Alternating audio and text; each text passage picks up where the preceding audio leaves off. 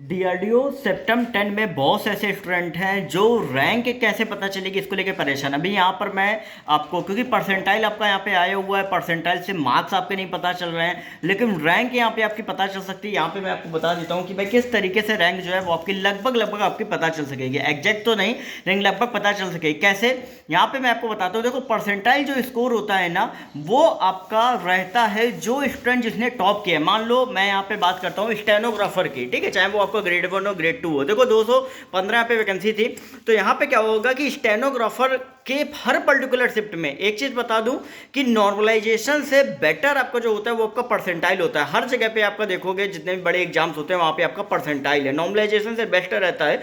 तो यहाँ पे क्या हुआ कि हर पर्टिकुलर जो भी स्टूडेंट जिन्होंने स्टेनो का एग्जाम दिया होता है, सारे स्टूडेंट के जितने मार्क्स आएंगे उनकी एक लिस्ट उन्होंने प्रिपेयर कर ली, ऊपर से नीचे तक डिसेंडिंग ऑर्डर में, ठीक है। फिर उन्होंने क्या किया, जो स्टूडेंट के जिसके सबसे ज्यादा मार्क्स थे, जो टॉप लेवल का जो स्टूडेंट था जिसके सबसे ज्यादा मार्क्स थे, ठीक है, वहां से इन्होंने चालू किया 100 परसेंटाइल को। मान लो 75 में मेरे मार्क्स है 70, तो 100 परसेंटाइल जो होगा वो आपका 70 से स्टार्ट होगा।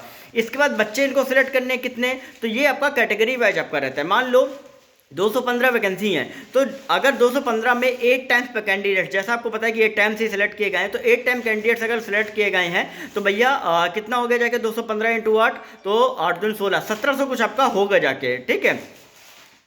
8 दूनी 16, हाँ 1690 के करीब आपका जो है वो कहीं ना कहीं आपका होगा जाएगा, 1690 या ऐसे कुछ आपका होगा जाएगा समथिंग कुछ। तो उतने कैंडिडेट्स ऊपर से नीचे तक इन्होंने क्या किया, सॉर्ट कर लिए। फिर क्या होगा कि 100वां आपका 70 मार्क्स का था। फिर देखा क्या कि भाई जो 1600 कुछ कैंडिडेट जो इन्होंने वो किए हैं, उसमें इन्होंने देखा कि वहां तक परसेंटाइल जो है वो आपका आ रहा है 91 या 92 के करीब आ रहा है। तो जो बीच का जो आपका डिफरेंस है, मतलब जो अभी जैसे स्टेनोग्राफर ग्रेड 1 में आपको जो कट ऑफ है 91.96 गया है, तो बीच में अगर हम देखें कि जो जनरल कैटेगरी के जो टोटल स्टूडेंट जो होंगे वो कहीं ना कहीं आपके 8.04 परसेंटाइल, जो आपका 100 में 91.96 माइनस करके आया हुआ 8.04, ये टोटल नंबर ऑफ स्टूडेंट होंगे जो कि 1617 जो होंगे जो स्टेनोग्राफर ग्रेड 1 में आपके क्वालिफाई होंगे स्किल टेस्ट के लिए, ठीक है। मतलब टोटल नंबर ऑफ स्टूडेंट का जो परसेंटाइल है वो आपका 8.04 आया है।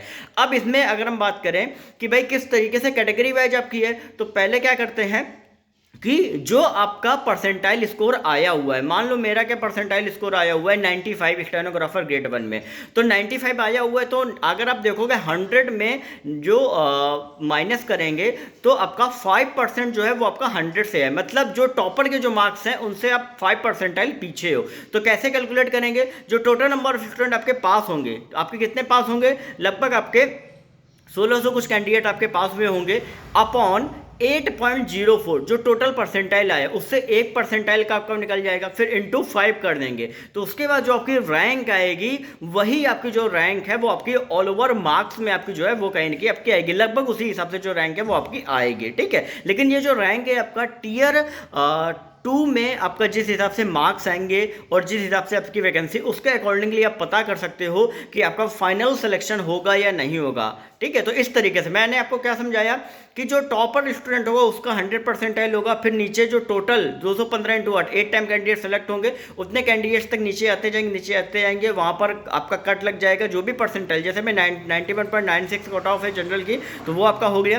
फिर उसी के अकॉर्डिंगली जो है वो आपका जो परसेंटाइल आया है और जो आपका किस तरीके से रहता है कि आपका जो टोटल जो कैंडिडेट पास है अपॉन 8.04 जो टोटल कट ऑफ है इनटू आपका जो परसेंटाइल आया है, वो कैलकुलेट करके आपका जो रैंक है वो आपका आएगा। अगर फिर भी आपको नहीं समझ में आ रहा है तो आप इंस्टाग्राम पर सरकारी नौकरी वाले बाबा टाइप करके पूछ सकते हो, वहाँ पे मैं आपको समझा दूंगा। टेलीग्राम ग्रुप को ज्वाइन कर लें, डिस्क्रिप्शन में लिंक है। बाकी जो भी आपको क्वेरी है आपको सभी को टेलीग्राम ग्रुप में मैं आपको कहीं ना कहीं बता दूंगा। बाकी चैनल को सब्सक्राइब करके बेल नोटिफिकेशन करके ऑल पर कर लें, मत भूलिए।